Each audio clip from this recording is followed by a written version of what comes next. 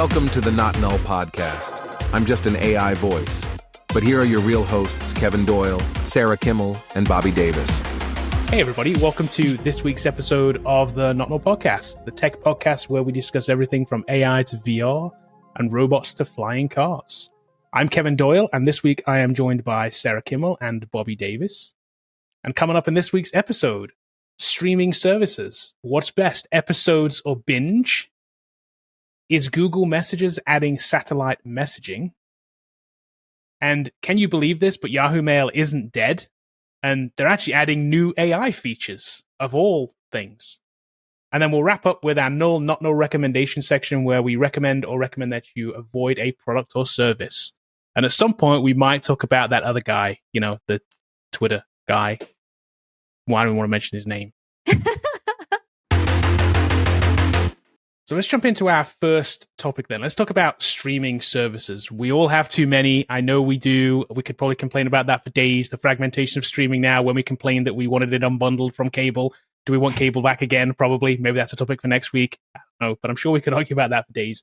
But let's talk about something that we've seen kind of recently. This is based on an article written on Tom's Hardware by Kelly Wu, and it's talking about how streaming is changing the way that they are releasing content. So in the olden days of TV, if you will, pre-streaming platforms, primetime was a big thing. Thursday nights at 8 p.m. was the hot slot, right? 8 and 9 p.m. on Thursdays, the best show ever got put on at those times, right? Friends, this is when Seinfeld, Friends was for put sure. on. Yeah, Yep. exactly. This was Seinfeld, yeah. Yep, this is it. This was the hot slot. This is what everybody wanted. And that's kind of gone away in the age of streaming. We don't do that anymore. Streaming's changed that. Either entire seasons were released in the middle of the night, 3 a.m., midnight, whatever it is, depending on the service that you're using. Or sometimes they would do episode releases, but again, at like midnight or 3 a.m. or it was weird times.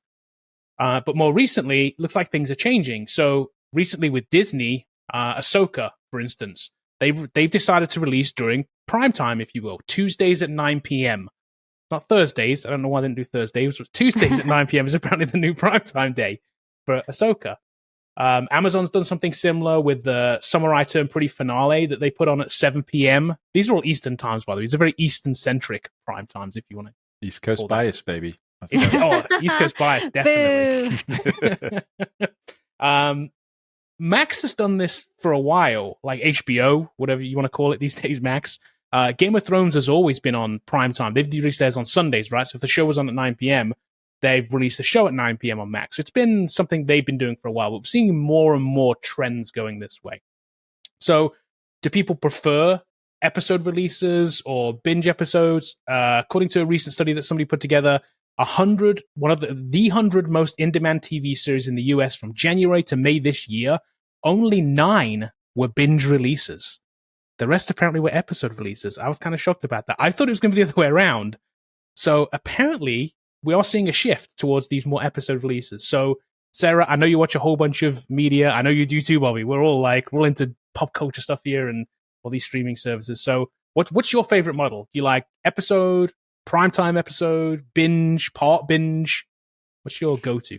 Yeah, I mean, I generally lean towards the binge just because I'm the kind of person, especially if it ends on a cliffhanger, like I got to know what's going on or I'm just going to be driven crazy the whole week.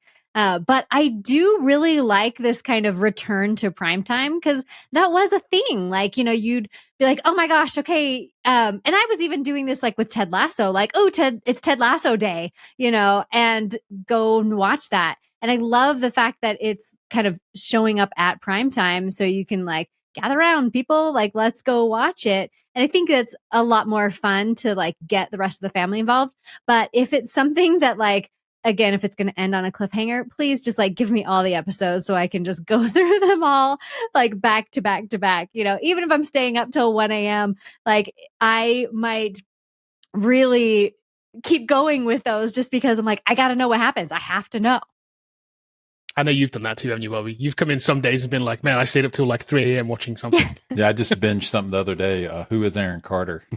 The whole thing. Oh, interesting. It's so good. Like it's a British import, which usually is really good. It's a crime thriller. So it's that Who is Aaron Carter is really good.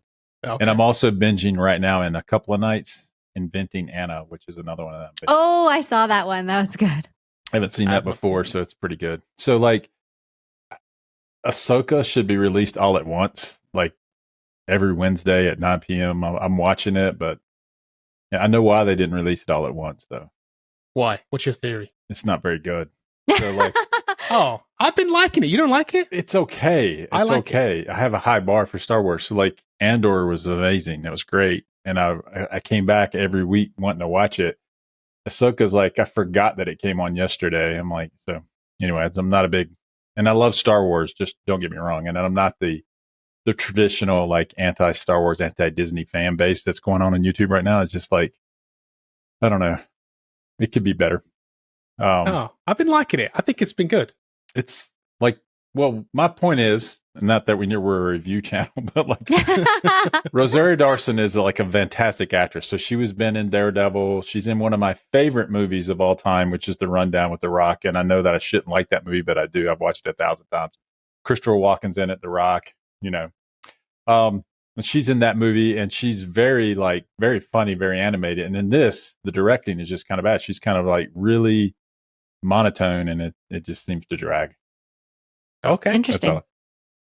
She's also in one of my favorite TV shows, which was Jane the Virgin. Rosario Dawson's in that. Yeah. Such a great show. But to your point, I'm actually not watching Only Murders in the Building yet until the whole thing is released, and then I'm going to start watching it. Because again, that's one that can definitely lend itself to cliffhangers. And so I'm like, I'm waiting until everything is released, and then I'm going to watch Only Murders in the Building. See, that is one of the options we have now, isn't it, with streaming services? They can still do episodic and kind of like allow that to happen, and you just have to wait. Right. The only thing you do is have to avoid spoilers when that happens. That's that's one of the things which is more difficult now, being that we're on online. Previously, you would have to wait. If it was on TV and you didn't catch it, you would either, there was that little period there where you could kind of DVR it was a thing, where you could TiVo it or whatever. There was a little period in the early 2000s when there was that. And then there was a time where you'd have to then wait for DVDs. So now we kind of have the best of both, I think. I don't really have a preference. I'm okay with either or. I think I can, if it's released and it's like hot and everyone wants to talk about each episode each week, that's great. If you just want to wait to binge it, that's great too. I'm like you. I do both. I will watch something every week if I'm really into it. If I'm not, I'll wait for the whole thing and then just binge it, the whole thing. Yeah. And to that point, if it's going to release though on a weekly schedule, I actually prefer what they're doing here, where they're going to release it during prime time instead of like the 3 a.m. So I think it's a good thing that they're getting away from that 3 a.m. Is that because you had to get up at 3 a.m. to watch it? Right. Okay. Not that I would, but I'm just saying I really Not saying that you have done that, right? Yeah, never. I would never do something like that. Right. I can tell you that I watched, I think it was Endor or Mandalorian, both of them at 3 a.m. Yeah. I waited till 3 a.m. and I watched it every single time that came out for 6 weeks at 3 o'clock in the morning when they came out. Yeah, that's crazy. So you would definitely prefer the prime time Binging's release. way better. Just release them all. I'll get up and watch them. You know, like I think that's better. Yeah. But he'll stay up all night to watch. I went the to whole bed thing. at 9 p.m. and got up at 3 and watched it. Yeah, that's dedication. That's it is. Yeah, that's crazy. I'm a fan, but I watched it the next day. Yeah. Like sometimes if it was like the first ones I definitely watched the next morning. I did get up early to watch them. I watched them before work the next morning. So it was like, I did want to see that. But then from then on, I watched it later that night, like as long as it came out. And I just avoided the internet just in case, because I don't want to see a meme or whatever, or just something that's going to spoil it. Cause that's what you see generally these days. It's not necessarily somebody just saying, wow, that ended that way, or like so-and-so died or something. It's not that anyway. It's just somebody will put a meme together and you'd be like, I don't quite understand it, but I know it somehow ruined the show for me. Right. So the other benefit to binging is, especially for like an 8 to 10 series run, and it's a complex story, like some kind of murder mystery, it's got a lot of characters in it.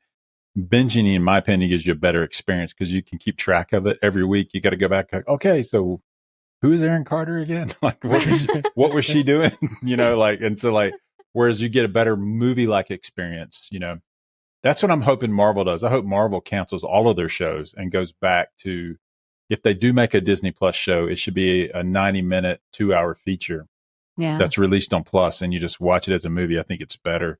A lot of times you binge it, but there's like 8 episodes, 3 of them are about the story, the other 5 are filler, and it's not as good as Marvel. I haven't even watched Secret Invasion. It's terrible. It's absolutely terrible. Like, it's just awful. I feel like the market is so diluted there with the Marvel stuff. I really liked WandaVision. I liked Captain America: Winter Soldier. And Hawkeye was pretty funny. I liked Hawkeye. Oh, Hawkeye! Like, I saw like the first episode of Hawkeye, but then I never finished it. It's pretty funny. Yeah, I don't know. It's easily forgettable. That's the thing. I actually really didn't like WandaVision initially.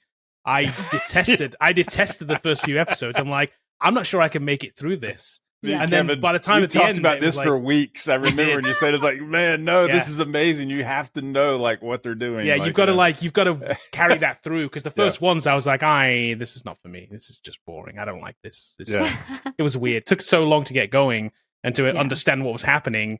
It's like you just dragged that out. I was like, it wasn't for me. I don't know. They haven't had a good run with TV for Marvel recently. Hopefully Loki season 2 is good, because season 1 was good, but we'll see.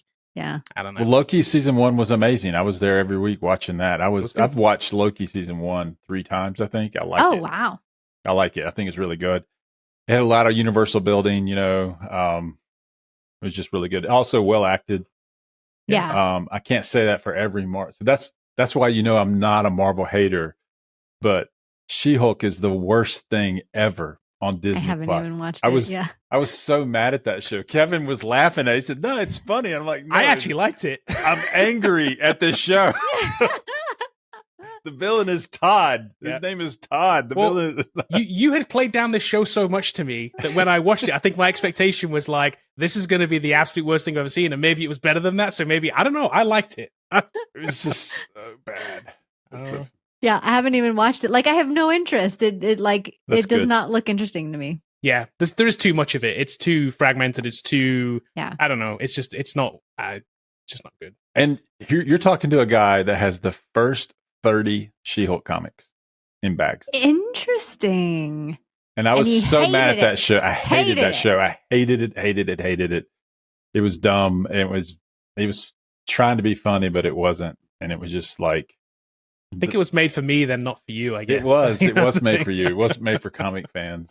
Yeah. I feel like it's the same way I felt about the Gem movie. You can see from my pink hair that I was like obsessed with Gem when I was a kid. Mm-hmm. And the movie was not Gem. They should not have even like called it that. And so I feel you, Bobby. I feel you. But binging is better. I'm binging Inventing Anna over 3 nights, which is cool. I watched 3 or 4 and then pretty good show. Yeah, that is a good show. I can't wait to watch Only Murders in the Building. Like, I don't know if you guys have watched season 1 and 2. Fantastic. Where's that on? Hulu. Yeah. Okay. One of the things I don't own Hulu. So. Wow. You don't have Hulu. That's not one that I don't have. We literally just signed up for HBO again on Max, whatever you want to call it, just yesterday. That's the one I didn't have for like a month or so because we didn't use it. So they're like, we want you back. You're like, okay. I know, like, okay. Fine. There's something I wanted to watch or something Amy wanted to watch. So yeah, we got it back again. I have all of them. Way too many. We do the Hulu Live, so I spend the most money on Hulu for sure. Let's talk about Google Messages, and the headline for this story made me laugh, and I like the fact that you put this in there, Sarah. but Google really? Messages I don't know why leapfrogging Apple and satellite disparaging Apple and So background to this: Google is looking to add satellite emergency messaging to Android 14 via Google via the Google Messaging app, right? So they're talking about a possible partnership with Garmin. So Garmin, if you know, they're a satellite provider. They have the infrastructure already. They have Sarah's watch, but they have the satellite infrastructure already. That's kind of what they do. They have a service called Garmin Response that already handles this. So this is across 150 countries. They provide emergency service via satellite service. This is something that the iPhone has. I think the last one is the one that had it. I think it's the 14 that has it. It is hardware specific. but 14 has it, but it's limited by country. So it's a similar kind of thing. So basically what this is if you're stuck out in the middle of somewhere in the woods where you cannot get cell reception, your phone can make a satellite call, and basically an emergency satellite call. If it can see the sky, generally you can get a satellite signal and you can make an emergency call. It's not for regular calling. It's not for just like messaging your mom, hey, I'll be home for dinner soon. If you're out in the wilderness, it is for emergency kind of things. And I'm pretty sure the Google one is the same. They've said it's satellite emergency calling. But Google and Garmin Response to Service is over 150 countries, so it has a much wider spread. So that's why I think this story is talking about leapfrogging Apple. It's leapfrogging it in availability, I think, to a lot of other countries that maybe need it, right? That Apple doesn't cover at the moment. So I'm guessing because it's Android. The talk is that it's in Android 14, which I have enough thoughts about. But I'm guessing it's also hardware dependent. The Apple one is, and I'm guessing this is too. It has to have some kind of satellite receiver in it. Mm-hmm. So you're going to have a piece of hardware that's going to work with this, and then the right OS as well, which is the same thing that Apple's had to do. So it is kind of cumbersome, and it is only cutting edge stuff. But I get it. It's a great service. I've never used it. I'm not somebody who goes out in the middle of nowhere, and I've never tested it. There is a test you can do on it. There is a test you can put your phone into and see if you can get a satellite signal. It's kind of cool. To see if it works, and it apparently works. I did test it, but I've never had to use it. So, Bobby, I know you're an Android user too, and Sarah. But Bobby, is this a killer feature that's going to make you want to buy a new device to get something like this? Is this something? Is it going to change your mind on?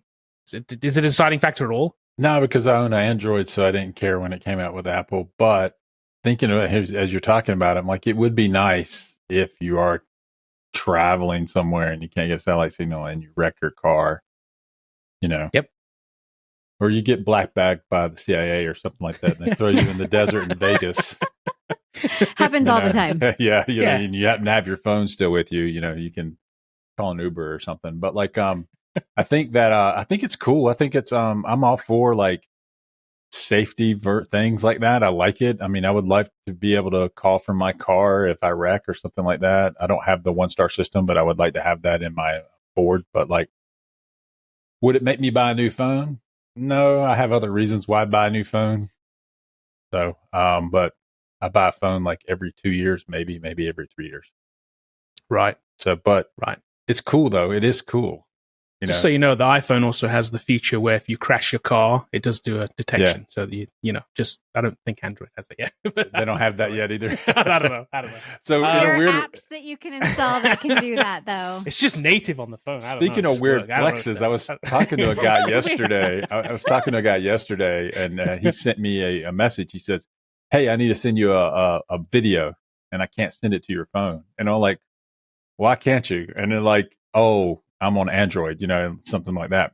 And so it was just this weird flex that when you're texting people back, and me and Kevin tested this afternoon. It's not even true. It's such a weird flex. I said, "Kevin, can you send me a video?" Because I responded very snarkily to this person. I said, "Well, dude, as you should. Since you're that advanced, send me something from Dropbox." I'm like, since I'm using my wooden phone over here, my flip phone, Yeah, I don't like that kind of elitism. There are iPhone users that do that, and that just bothers me because it's just not true. Right? It's not true. The feature parity between these devices are so close. It's like there's no elitism over anything on any of this stuff. It just bothers me. And so we don't have color-coded conversations on the Google side. So we treat people with respect. But we have a 2-tier system over here on Apple. You're green or blue. If you're green, you suck. But so, in a weird way, what we laughed about, in a weird way, that this guy who's trying to flex on me, Kevin sends me a video from his new iPhone to my Android, and I watched it. It was one of our YouTube videos. So it was really long. It was a minute and a half or 2 minutes or something like that. So it wasn't short. So then we surmised, like, the reason he couldn't send me the video was because his iPhone was old. Yeah. Yes. That would be my guess. My guess is he's running a previous OS. So he's running a boomer iOS 7. He's in a boomer phone. I'm the one that's advanced. I love that. So there, this is kind of a detraction, but there's a family that's influencers called the Holderness family. Like they've got music videos that are like really hilarious and stuff. Anyway, they did a reel on Instagram that is like the iPhone, like green messages, blue messages thing. And the amount of people that either sent that to me or tagged me in it is like so many. Like, and I'm like, well, at least my brand is like well established. That's I'm gonna funny. say. They know your weak spot. They're like, right. Yeah. They're like, amazing. oh, I gotta send this to Sarah. She totally will love it. But it was the same flex. It was a neighborhood chat that, like, some guy moves into the neighborhood and he's like, oh, let me add you to the group chat, and he's like, oh, and here's my keys to my house, and use this anytime. And then, like, so the guy responds, he's like, oh, wait, you're green? You've ruined everything. Get out of here. Like, totally, like, makes fun of him and like kicks him out. And like the guy's walking away. He's like, man, this is the 10th time that's happened. It's such a weird thing. Yeah, it is so but weird. Apparently people do it though, because people do, like, my family makes fun of my phone, which is hilarious that they make fun of it, but they're all on iPhones. My nephews and nieces make fun of it. Yeah, well, and the sad thing is that it's happening to kids too. Like, so they're getting left out of group chats because of this elitist, like, blue messages stuff. Oh no, I can't name my group chat because there's an Android in it. But the kids are like totally bullying other Android kids. And both of my kids have Androids, but they don't care. So it's not a thing for us, but I do feel bad for the kids who, want to get an iPhone just because they don't want to be left out of these conversations. Right. Yep. Yeah. So my guy couldn't send me the video. But you're darn green. He either could have done it, he's a Luddite, or he has an old OS or something, which Thinking he has a boomer iOS 7. Exactly. So speaking of Android 14, so here's one of my this is one of my Android pet peeves, or one of my Android phone pet peeves, is that when an OS rolls out, it's so incremental that it's just like, it's device dependent, it's carrier dependent. It's like, I feel like you've got to jump through a million hurdles to get the latest operating system. Unless you have a Google Pixel phone, you can get it day one. Nobody else is getting it for months sometimes. My history, this was years ago, admittedly, but I had an HTC phone, and I had it for more than 6 months before the latest OS got put on it. And I was like, wow, that's crazy. So even with this feature, it is OS dependent, it is hardware dependent. So even if you buy a phone that can handle it, is it really going to work? I don't know, because are you going to have the latest OS for it to work? I don't know. That's kind of one of my Samsung's pretty good about keeping their updates. So Samsung, I imagine Pixel obviously is too. Yeah. So if you're on one of those two phones, you're okay. If you're on the other ones, they do enter into the budget realm. And so part of the Android stigma is well earned. There are some really bad Android phones. They're just like, wow, this thing was $50 and it shows. But it is dependent upon that kind of stuff, and they don't upgrade because they put their own UI over top of Android. Yeah. So it's a whole thing when they want to roll it out. Whereas iOS is a walled garden where there's only one OS and there's only one device. Right. I think my issue at the time was it had to come from the carrier, and HTC had to submit it to the carrier, who then held it and wouldn't push it. And it had to go through this massive cycle. I was like, man, I'm getting an OS that's already 6 months out of date. It was so annoying. It was bad. I feel like that's gotten a lot better over the years. Like an HTC phone that had to have been forever ago. So it was an HTC One. It was a great phone. Yeah. I had what did I have after that? I had one of the first curved sided Samsung phones after that. I forget what it was called. It was like Samsung Edge or something they called, because it's the first one that wrapped the screen around the corners. Right. And it was kind of cool. But again, that had the similar issues. Like the OS didn't update straight away. And I had that for like 6 months, and I'm like, I'm out. I'm back to an iPhone. I had two, and then that was it. I was done. He's just not patient. I've only bought Samsungs recently. So I think in my last 5 phones have all been Samsung. So I don't really know how anyone else does it. I imagine the carrier is a problem. Maybe they don't want to push a certain device or whatever, because they're always advertising Pixel, Samsung, or iPhones. If I'm on Verizon, if you're on Verizon or AT&T, that's what they're pushing. Those three companies. Right. Everyone else is kind of in the budget realm. Yeah. So, and like you said, Kevin, this article does say that it would be hardware, like it would need a hardware upgrade, and so it would likely come to the Pixel first, and so it was. Right. guesstimating the next Pixel might have this available. Yeah, which makes sense. It is a great feature. I agree. The feature's cool. It should be on all phones, really, just as like a quality of life update. Like it's an emergency service thing, right? Yeah. It's like it's one of those things that you never really want to use. It's like the crash detection on the iPhone. It's like having it is one thing, but I never ever want to see if it works. Right? No. Yeah, well, and I mean, we have a lot of mountains here, and the second I go up to like the lake up in the mountains, I have no service. And so it is kind of a scary feeling, when we're so connected right now and like suddenly I'm not connected. Like, oh my gosh, what if something happens? What if a bear attacks? I don't know. And or you just twist your ankle or break your ankle or fall or something. Yeah, there's so much that could go wrong. And we're so used to being able to like connect to emergency services whenever we need. And so it is kind of scary to be up in the mountains. So it would be a cool feature if I spent more time in the mountains. Like for my sister, I bet they would really be all over this because she's more of an outdoorsy folk. But I'm not up in the mountains enough to really take advantage of it. But it would be cool to have. So, either of you guys a Yahoo Mail? No. I have an email. I have a Yahoo address. I haven't been on Yahoo since I quit fantasy football. So it used to be I played a lot of fantasy football, and they had the best AI or UI. They did. Even I know fantasy that. football for a long time. I haven't played in years because it's just too time consuming. I will say this: I did win it the last 3 years that I played, and I retired the champ. So if you guys are listening, you know who I'm talking to. That's funny. George Costanza, go out on a high note. Oh, I love it. So I do have a Yahoo Mail, and I still have it on my phone. I have a Gmail and a Yahoo Mail. It's like a legacy. It's. I don't know how old it is. It's from the 90s, right? It's pre 2000 for sure. Wow. It's from the late 1900s. What a weird thing to say. That is a weird thing to say. My Hotmail address is also from 1996. Like I have a 1996 Hotmail address. I know I have like but not to give my email address. I don't ever like use this email address, but it's like swirly. Like it has no numbers or anything. Oh, like, wow. Okay. Like it's, old school. It's about my maiden name because my maiden name was always mispronounced Whirly, but okay. That's funny. So yes, we both have pre 20th century right. Late 1900s. late 1900s. Yeah. Pre 21st century, right? Yeah, pre 21st century. But yeah, late 1900 email addresses. That's so weird.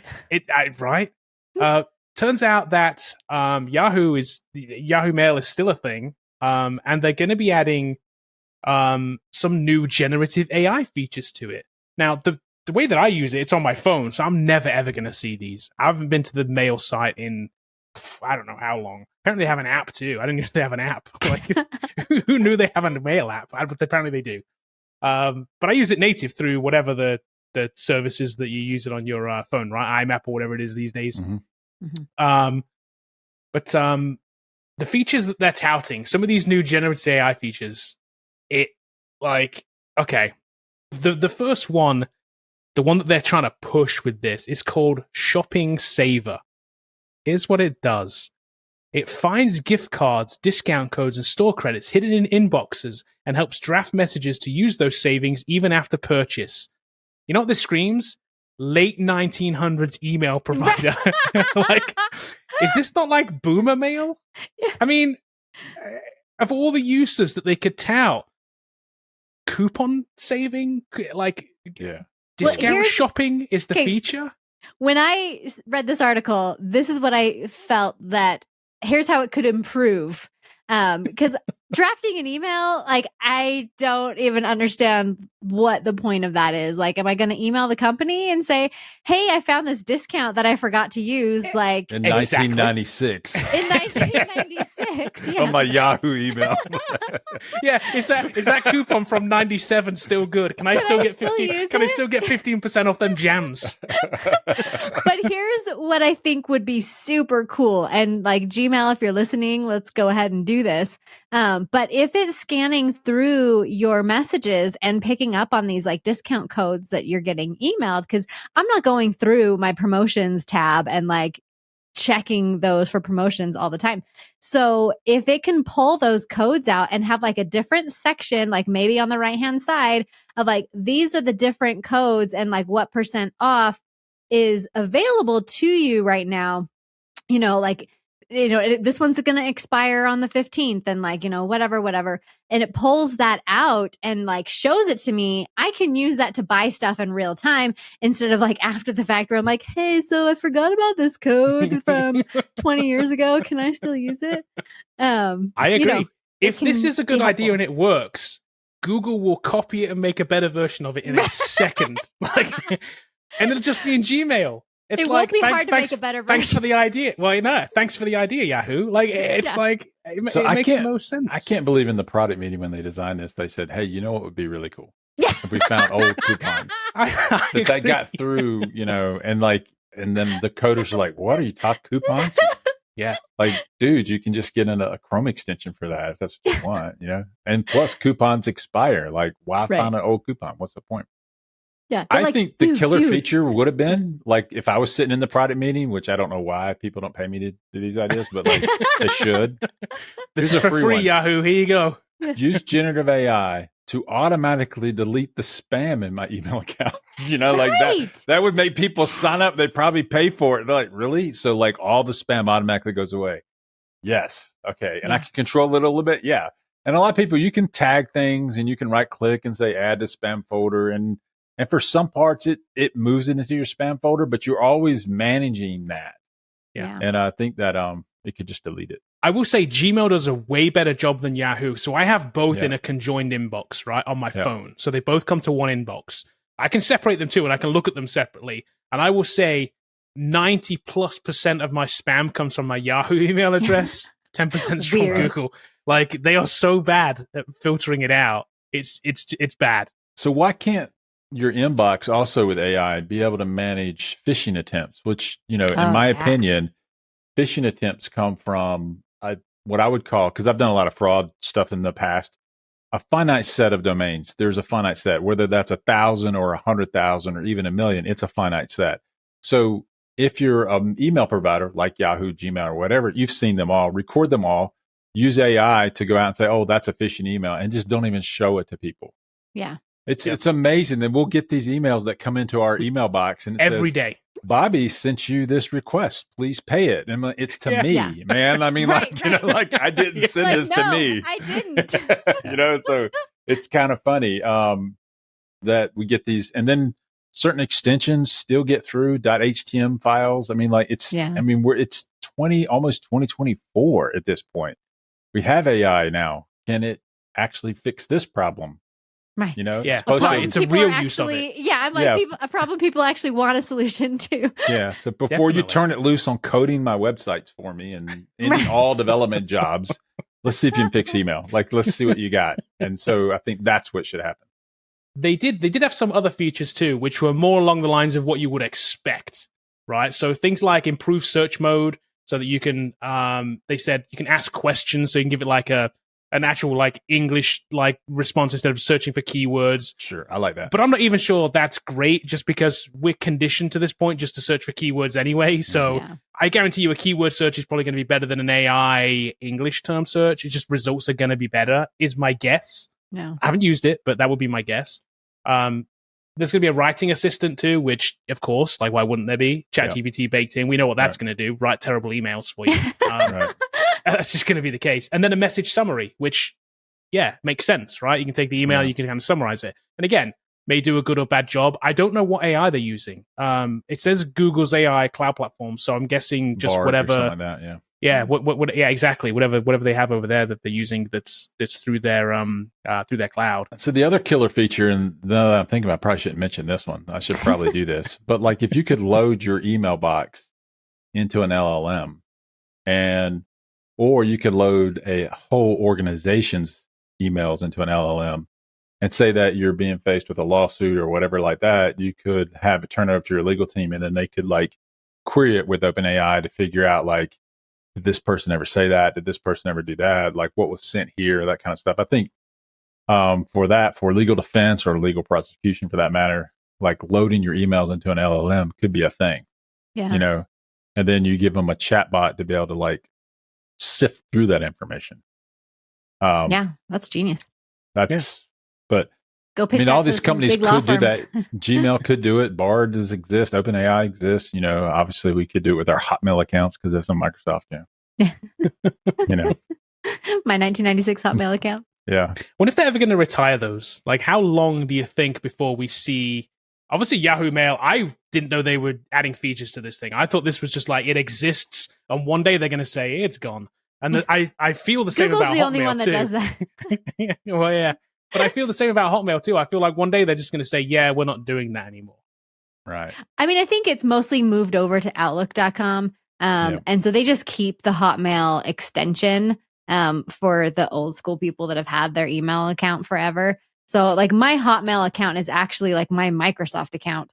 So it's, not too different from like an Outlook.com email. It's just not necessarily branded with the Hotmail anymore. Yep. I think that's what they would do. Like just move it over. Yeah. Transit, migrate it over. Right. And they may do it, and then it's just really just a domain at that point, just a domain pointer, and it's going to a different email box. Right. So they'll probably just be forever. I wonder how many people actively use these kind of like older legacy kind of email addresses. It has to be It's millions. probably more than we think. Millions of people on Yahoo. Yeah. Okay. So I'm in support, right? The amount of people who still have an AOL.com crazy, email right? address is insane. Who even owns AOL these days? I thought Warner. it was Time yeah, Warner? Time Warner. Okay. So, I mean, somebody's obviously still supporting it. Yeah, like, wow. What are they getting online with, like, a modem, the 56K dial-up? Like, what are they doing to collect their email? Like, what's happening over there? You got to get a Got copy net of PC zero. Magazine, it's got the disc in it, So. Wow. You've got Hold on. mail. Can you sign up for a new AOL email Let's account? go. I don't think you can. Can you? Because I'm if you sure can, you I'm can. getting one. I'm sure you Hey, absolutely If we can. could sign up for one, we're signing up for the Not Null Podcast at AOL.com. That is our new official email address. I'm totally going to go and get that. So before this gets released, we're totally having that as our... look So at if you that. want to go. leave us a review or tell us how stupid we are, go ahead and let us know at the Not Null Podcast at AOL. we can look. The Not Null Podcast at AOL.com. Please email us. This will be set up by the time this goes out. Amazing. That is my Some favorite people thing collect ever. domains. Kevin collects emails. Yeah. Yes, you collect email addresses. I just love checking random email addresses. I want to be the last guy in the world that has a Juno account. That's my goal. Juno. Oh the my last gosh. holdout, the last guy, Are you still using a Netscape browser? Could you imagine? The internet today would be a mess. Right? I did see like a meme recently. I forget who put it out. I feel like it was Mashable or something. And it just had like screenshots of like Amazon and a couple other and Google like throughout the years. And it's just so crazy to see what it used to look like. It's such a small incremental changes that we don't really like notice sometimes. And when you go back, you're like, oh my gosh, like I can't even believe that site. Like, do you remember Frames? I mean, come on. Yeah. Oh, don't get me started. Bobby loves frames. Frames.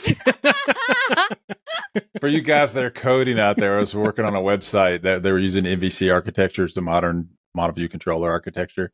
Yeah. And they had like 1 billion pages written in controllers. And then they just said, well, we're going to make one controller and we're going to put an iframe in it and map it over to legacy ASP. And I was just like, I'm not even smart enough to think of something that stupid. Like, that's just so crazy. Who uses iframes? Like, who does that? Why? We have all this stuff. Like, what are we This doing? is not 97 anymore. Oh my gosh. Yeah, that was great. When we got rid of those was great. They were Oh, frames were the worst. Like, wait, what window am I in right now? Like, Exactly. I gotta go back Yeah. and Don't know. back and back. Yeah. Yep.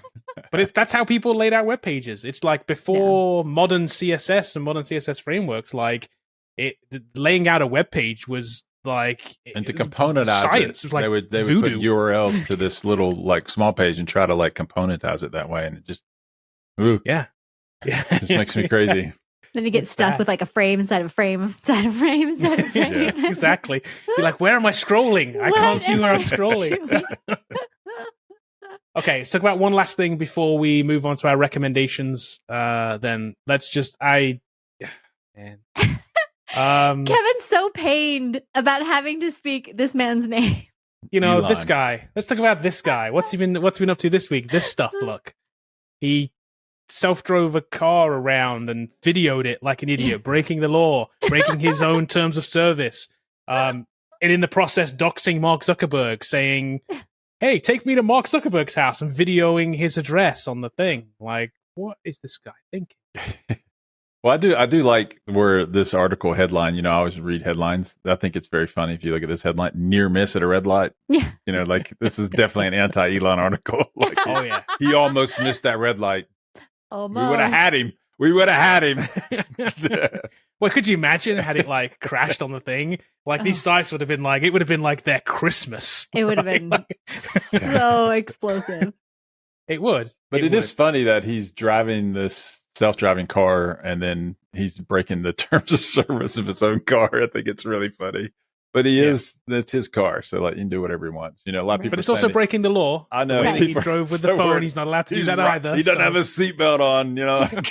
To go sue Elon. Like I think that's kind of funny too. That they were just like it's kind of it's kind of funny. Yeah, because people were like, are the police going to go after him or anything? And yeah, they're like, the police were like, we didn't see him do it. Like a video of him doing it's not like gonna cut it. But then they're like, but why? And they're like, and he's gonna spend like $30 on a like ticket. It's gonna be nothing for him. Exactly. Like what exactly? This is the guy that like speeds everywhere because the speeding fine means nothing. Like right. But he might just show up at the court appointment. I know, right? He probably just so would. they have to bring in 1,000 would. security people and and they fill up the courtroom and they block all the streets off at the downtown, so he can have his day in traffic court. It's just like, he didn't. I mean, nothing in here was really bad. I will say doxing's kind of bad. I've read some dox people that actually get doxed. Yeah, it's wrong. He shouldn't have done it. Whether he's allowed to legally or not, or whatever it is, whatever I didn't know Zuckerberg his address was public. But I guess it's public in terms of everybody's address is public, right? It's like it's not public, but it's findable, right? Yeah, Everything's Googleable, right? So that's not an excuse. His excuse is weak. Because we can do the same thing to you. He was annoyed about his jet being tracked on Twitter, right? So he's done the same thing to somebody else. And you cited security concerns. You've done the exact same thing. But, he's that guy. He's one rule for him, one rule for everybody else. So, he doesn't care about anybody else. Yeah. But the one thing that did make me laugh this week was this part. He was booed at the Valorant tournament. I know, There's a great video. Me and Valorant players, man, we're like this. We're like, we are kin. They know what they're doing, apparently. He showed up at this event, they showed him on camera, like on the big screen.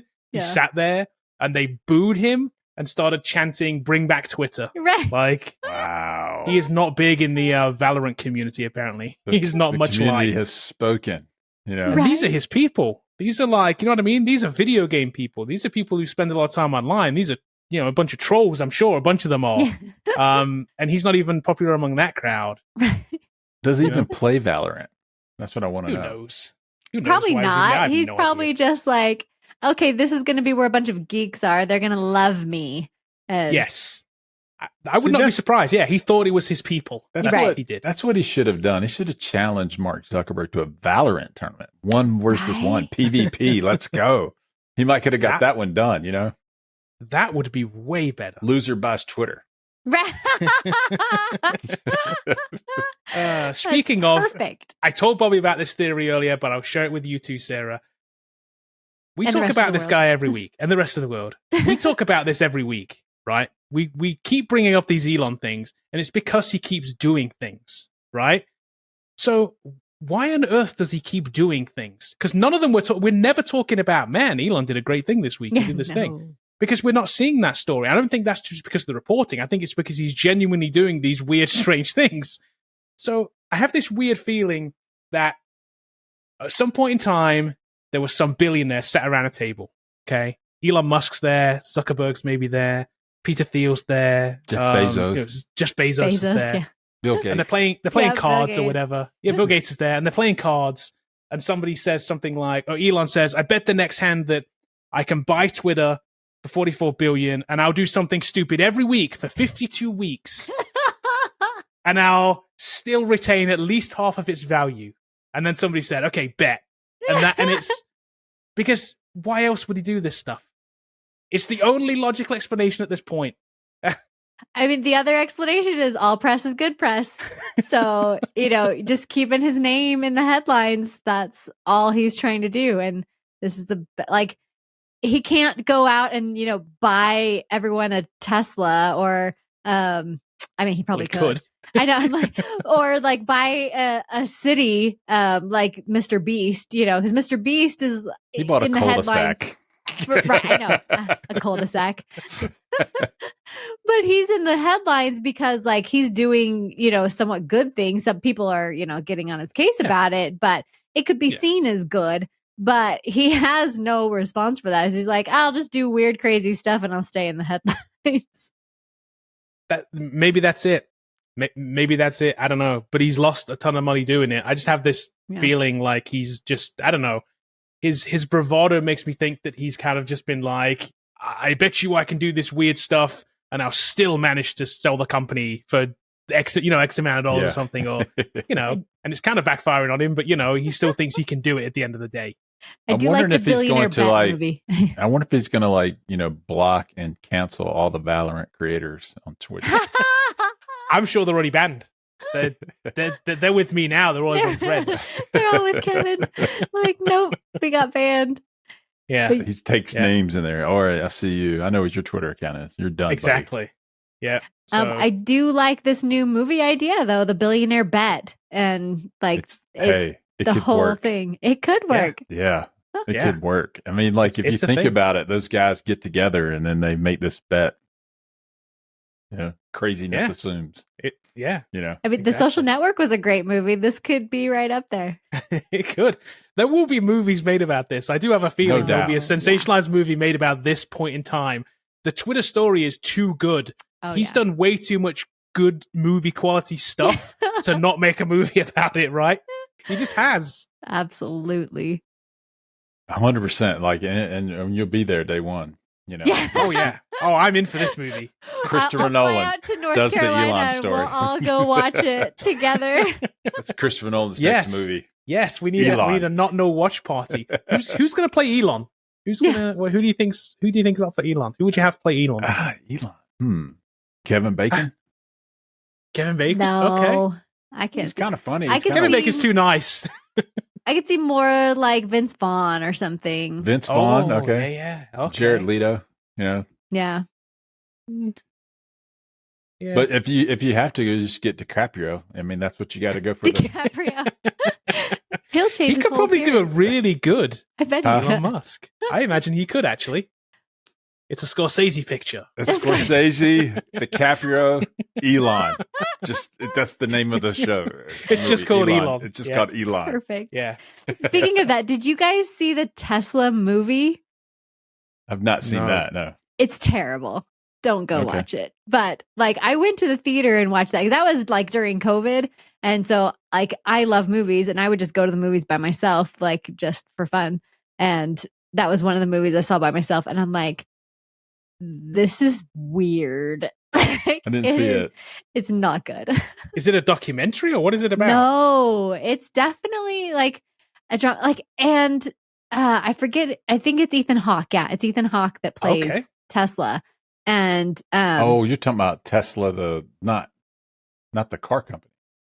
No, that's funny how we now associate. It's about actual Nikola Tesla. I did not see this. He was even a thing. Yeah, so it's so weird. He's in a meeting with Thomas Edison, and then one of them has an iPhone. It's so weird. I mean, maybe you should watch it because it's just weird. But yeah, I left that movie going. She's old timey and she's got a MacBook. Why does she have I mean, a MacBook? Tesla would have a Mac, right? I mean, clearly. Right. That's Are they saying that they were that far ahead of the time? Yeah, I like the way they incorporate like modern technology into the story. Like, I just don't get it. Like, it's weird. Like, okay. It's obviously a thing, but yeah, I didn't even know this was a movie. Yeah. It must not have done very well.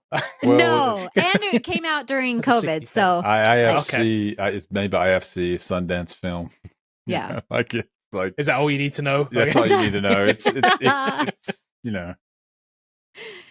Yeah, It's like I okay. mean, they're having like soft serve ice cream. Like it's, I like That's if you're so gonna weird. make a period piece, make a period piece. If you're not, Yeah. like, then don't. But Yeah. like meshing the two worlds just got weird. Okay, yeah, I would have to check that out. I think because it does look weird enough that it could be interesting to Yeah. be weird, but still bad. I think Right. And I'm okay with exactly. that. I It's think like a mystery science theater movie. Like you totally Yeah. need to like Yeah. watch it with commentary. I do think the Prestige with Christopher Nolan. I'm a big Oh. fan. Greatest movie with Tesla in it ever. Ever. If you haven't seen that movie, I have. I don't want to. Oh, Oh, Really? you definitely should watch The Prestige. tonight. Oh It no, is- The Prestige. I know what you're talking Yeah, about. Sorry. Okay. Okay. Yeah. Sorry. I what thought really? you were- I was like, no. You've seen this, Sarah. You've I seen The have Prestige. Seen The Prestige. Yeah, that's a great. That's with Hugh Jackman. yeah, I'm like Christian Bale. I'm Yeah. stabbing my hand. Like, that's with that. Like, Yes, the greatest movie with Tesla ever in it, And I- It is and great, yeah. David Bowie plays plays Tesla in it. So, like, how much better do you want? Like, it's Yeah. like it's. I it's good, forgot good. that Tesla was even in this movie, Yeah. but Yeah. So it's been a good. long time since I've seen this one. I've seen this a lot. I know Bobby's seen it a ton. This is like Ton. one of the top. I'm a movies in huge there. Christopher Nolan fan. I think this is his best film. I know Pete, that's debatable. He's got a lot of good ones, but like this, when I saw this the very first time in theaters, it was the 2 times on 3 occasions where I come out like, Yeah, you know, like what? Why didn't I? You know, I don't want to Yeah. spoil it. Well, it's Yeah. been a long time, but like the twist Yeah. in it's flat out amazing if you haven't seen so it. good. Yeah, So Yeah. good. Yeah. So good. Yeah, I've seen this Totally agree. easily 5-6 times easily, and it's, I don't watch a lot of movies a lot of times. This is one that I've watched a lot. Michael Because Caine's it in lives it. up. I mean, like just Yeah. Well, and Christian Bale, my 12-year-old self still is in love with Christian Bale because of Newsies. So anything Yes. with him is going to get high marks from Yeah. me. Yeah, But this also great movie. came out around the same time as The Illusionist, which felt like similar, but this Was one that was the one with definitely- Edward Norton in it? Yeah. Yes, exactly. Is not that- even yeah. close. Yeah, Yeah, yeah. I The know. twist This in that was the just wasn't better as of the good, was two. it? No. Yeah. No, The it twist just wasn't. like, oh, that was predictable. This one's Right. like, wow, okay, that's a good Yeah, twist. mind blowing, mind blowing. Because because you're always like, I don't want to give it away, but you're like, damn, I knew it. Right. but then you're like, and it was like, but I didn't know it. It's like it was so. It's Some one of them you those- didn't know. There's multiple in this. There's multiple levels. No, there was. Yeah, There is it's multiple. true. Yeah, there's And multiple. like yeah, to me, I yeah. came out just like blown away. Like, how come I didn't see that? Like, Yeah, and now that Yeah. you watch it back, you're like, you're You're so like, good, duh. Mr. Nolan. Mr. Nolan, I see what you Yeah. did there. I got Yeah, yeah. No, great this is a movie. fantastic movie. great movie. Okay, let's move on to our recommendation section then. And null, not nulls. Anybody have a null at all this week? I do not. Okay, awesome recommendations. We'll go with you first, Bobby. So we talked about this a little bit. You may have the website up. Hopefully you do. But like, I don't. so this is a Yeti cup, and I have about 8 or 9 of these Yeti cups. One holds water, the other ones hold tea. And so you mentioned to me this morning, you're like, hey, why aren't you drinking out of your Cutter Friend cup? I said, I'm drinking tea. I put it in the other one. And I just remarked, like, why are you doing that? Well, tea stains the inside even of an aluminum cup. And then it kind of like makes the water taste kind of bad. And then this thing right here will clean a Yeti on the inside. Like it'll take the tea or the coffee out. It's super easy. It's called Mr. Clean Magic Eraser. So if you have a Yeti and they're kind of expensive, but people send these things to me. So like, I don't know if I've ever bought one. People send us brands or whatever, send us stuff. So like, but you collect them and then you need to clean them. And this is the way you do it. You can put them in the dishwasher. They're still brown. You can put stuff in it, they're still brown, but you put a magic eraser in it. This thing's genius. Looks it's like brand magic. new. It really is. The name, it lives up to the name. It is magic. I use these too. Brand new. To clean mine. That's so good. So you can drink coffee and tea in your Yeti and clean it out and then put some water in it. As a mom who formerly had toddlers, I'm well familiar with the magic eraser. Okay, yeah. They'll clean walls and everything too, won't they? Yeah, like crayons on walls, definitely magic eraser. Even like Sharpie on walls, I think it can handle that too. Yeah. So Yeah. We had a wine stain on a wall once, red wine on a white wall. Imagine that. It looked like it was wrecked. I thought we were going to have to put it like a new piece of murder drywall up. there. No, magic eraser, man. Took it off. It's amazing. And it's like, if you've never used these, they're non-chemical either. I think, well, I don't know if they're are they non-chemical? I don't know if they're non-chemical, but they're an abrasive. Yeah. So it's like, it's the material that it's made out of, not the chemical that's in it. It's something to do with the material and the way that it like works and cleans stuff. It really is like magic. They are, I'd recommend these two, Bobby. These are good. Yeah, it's my favorite thing for cleaning the bathtub too. Like, that can clean off some soap scum like nobody's business. I don't participate in that activity, so I wouldn't know. That's what I'm saying. Kelly As a Acev magic mom erasers. who formerly had toddlers, I remember magic eraser. Okay, Sarah, what you got? What's your not null this week? Okay, so I got this at CES several years ago, and then I have since like purchased it like several times. But this is just an external battery, right? But the beauty of the external is it has both connections just like built into it. So it's got like the iPhone connection and the like USB-C connection. And so this is all you have to bring. You don't have to like bring a cable or anything like that. So like an external battery. So this is from Belkin. And just the external battery that has the cables built in. I just throw these suckers in my purse. And when you say iPhone, you're talking about the lightning connector or the whatever stupid connector this is. Well, that's going to work for now, right? But the next one's going to have USB-C. So that's what they're saying. You know, that's what they're saying. iPhone 15, baby. Let's go. Thank you, EU regulations. Exactly. It's not because they want it to have USB-C. It's because they have to have USB-C. They were forced to by the EU. Yeah, but this is cool. Yeah, I like this idea of this built-in cable. Yeah, so you haven't got to take an extra cable with you. That's great. That is a good idea. I've not seen this one before. I have the battery backup, the Anchor ones. Yeah, I have a couple of those that I've used. But and you can have cable. Right. Yeah, this one it's just built in, and all you got to do is bring that. So nice, and only $70. That's pretty good. Yeah, they're not bad. I mean, and it's a hefty. Yeah, like I don't know how many. Yeah, this one here says a 10,000 milliamp. Okay, yeah. I don't know if that's the standard. I was like, I'm old. I'd have to like take my glasses off to see. That's funny. Okay, my not null for this week. I am going with the image generation service Midjourney. I don't think I've recommended it on here before. Yeah, I don't think you've recommended. Well, it might have been before I joined, but yeah. But we've talked about it when we talked about Adobe's Photoshop. Exactly. And I find myself using it a lot. So I use it for all the cards. This week's card that I haven't even created yet, when you're listening to this and you look at your app, if you're listening to this right now, that image that's on there is going to be generated with Midjourney. I've used a bunch of these, or at least in part. I've used a bunch of these, like DALL-E has one, Leonardo has one. There's a ton of these out here. Midjourney still today rules the roost on these. It's just so good. The stuff it can create and the way that you prompt it and the way that you use it, for me, is just the perfect generative AI tool. It's just really, really good. You can get some really amazing results out of it. I mean, look at some of these pictures. It's kind of crazy. This is just a sampling of when we search for space travel. It's like all the different styles and things you can come up with. Just, it's nuts. It's good. It's limited by your creativity alone. That's what I say. It's like the things you can create with it, mind blowing. Still not doing so text, useful. But it will one day.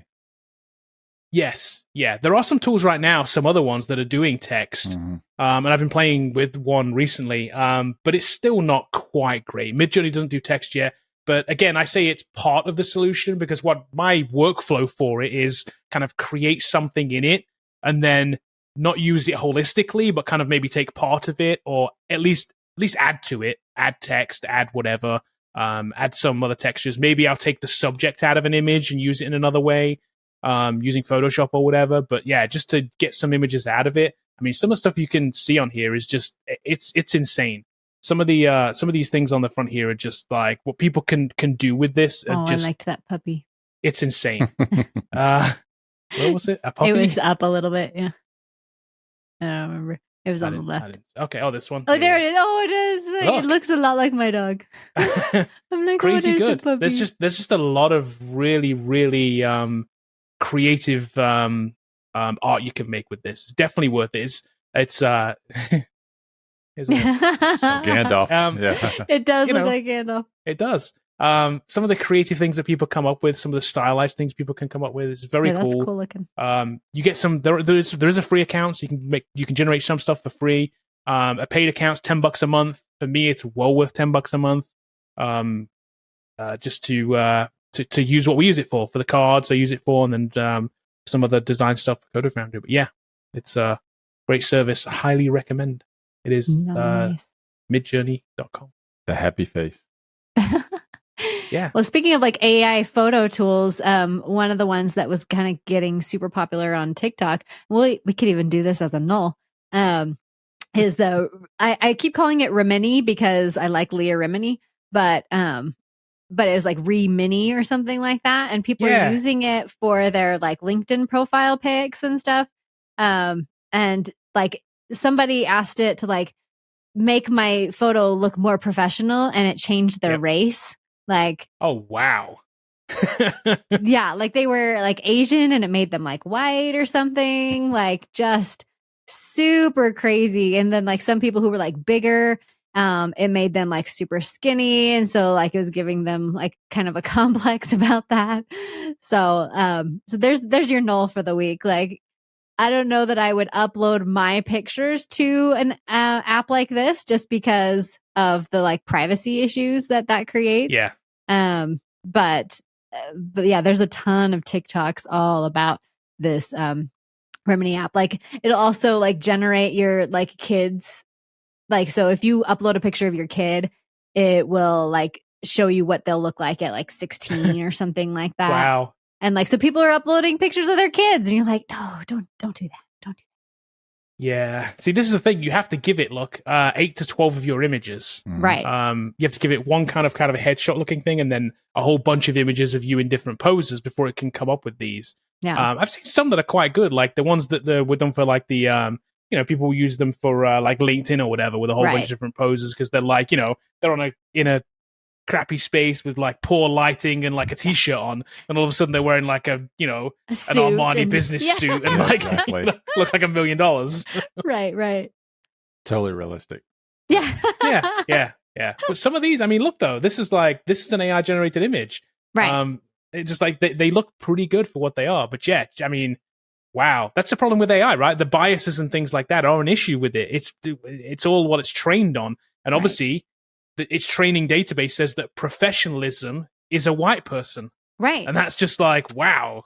Yeah. Okay. Maybe that's what they're thinking. I'm sure that's what it is. Here's my advice for job searchers. If you're going to use AI to generate your image, it should be non-realistic. Do not use an OpenAI generated image as photorealistic. I think you should use something that's either black and white, pen and ink, or some kind of. Right. I don't think you should make yourself a space ninja or anything like that.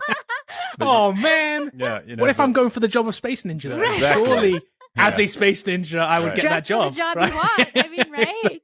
But you could have an accurate, vector style art of yourself. I think that's okay. I think this is okay. You don't think this is okay? Well, that kind of looks artistic. Here's the problem, Kevin. Yeah. We look at this and say, "Oh, that's a good image," and then we've seen images online where people go like, "That's fake." Well, no, that's true. And the moment you do that, you can't recover. You get what we call the soft no when people are looking for jobs. So, like, it needs to be very good if you're going to do it. Like, it has to be actually excellent or exceptional. It's really hard to get it. Now that you say that, I agree, because here's the thing. Somebody will take an image like this and you won't notice that, I don't know, like there's a weird thing like his ear's missing, right? You won't notice it until like it's too late, right? Like you'll put it up and you don't have a keen eye for like what's realism and what's not. And all of a sudden you put a photo where you've got 3 eyes, you just didn't notice it. Yeah, like The other thing too is that, someone reached out to us for me to be on a podcast, and the lady had an image up, and we thought we went over it for years. Like, is this a real image? Is this a catfish? What is this picture? It looked fake. Yeah. She really does look like that way. So, but like, so it just looks fake. It did look fake. Well, it was a heavily photoshopped image that you thought you had a second guess about to be like, is that real? Because it just didn't look. It doesn't look real. And you see the reason is you see all these catfishing accounts coming up on LinkedIn now. Yeah. They're all generated AI images now. And so if you're doing this trying to get a job, people can spot these things sometimes and then just say, oh, that's a fake account. I'm not going to even talk to that person. Right. So you need to get a real photo done. Yeah. So if you look at the avatar ones, I think you need to go in there, but like professional avatar. So like, Master Chief there in the middle. Yeah, it's kind of weird. Jack Sparrow. Yeah. Unless you're going for Joe the Pirate, probably not the right picture. But this could be, comic drawn or whatever. It looks like me. It definitely is me, but I'm in a business suit or something like that, Right. Or just take a real photo. Yeah. Yeah. I would lean towards the real photo. Yeah. I just don't think they're good enough yet to really, it looks, and the other problem is with AI is like the one that I noticed right there, like it's got the old guy in the middle over two to the left, that model there, it just looks like someone that's familiar. I don't know who it is, but like there is the way it was generated, like that looks like an actress. I can't put my name on it. Like, like it looks like somebody. Yeah. Or people will just pick one of these and stick them on their profile and say, that's me. Well, that's true. That's true. Yeah, that's a problem. The funny but thing who wouldn't hire this kid? Right. Exactly. I mean, obviously I would hire him. If he's going for a trader job, this kid's like, he's in. You know what I mean? He's Wall Street trader all over him. Yeah. Oh, speaking of that, I just saw a movie this weekend called Theater Camp. And it's hilarious. It's like totally maybe, IFC kind of thing, super limited release.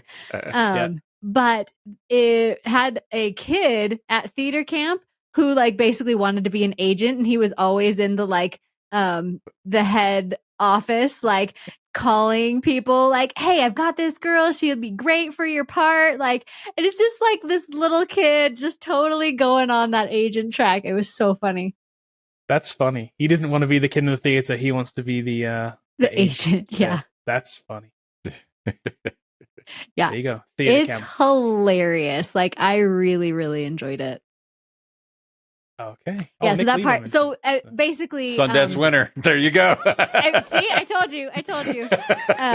Amy Sedaris basically like goes into a coma, and her son takes over theater camp, and he's just this like wannabe influencer bro dude, and like it just is totally like tanking everything. And so like he's trying to get all their attention, like right there at the beginning, they're trying to get all their attention. He's like, hey guys, and then Ben Platt comes up and he's like, oh, what a beautiful morning. And then everyone like turns around and like finishes the line. Like it's hilarious. Okay. If you've ever known any theater kids, like, but anyway, but that little kid with the bow tie reminded me of this like kid who's just like agenting it up like in the office there. Well, that's it, everybody. Thanks for listening to this week's episode of the Not Null Podcast. As always, I ask if you can leave us a review somewhere. That would be great. 5 stars, of course, if you made it to this point in the podcast, would be amazing. If you don't want to leave a 5-star, as I always say, why on earth are you still listening at this point? If we were we just that bad, you wanted to watch the train wreck? I don't know. You can send us an email at our brand new email address, thenotnullpodcast@aol.com. It will be set up. If you want to be the first person to send us an email there, I promise I will look at it next week. I will read it out. Unless you say something horribly offensive, then I definitely won't read it out. But otherwise, if you send us a regular email to that email address, I will definitely read it out on next week's podcast. First one to send it. So, thenotnullpodcast@aol.com. It'll also be in the description. So we are the proud owners of an AOL.com email address. Amazing. So we'll catch you guys next week.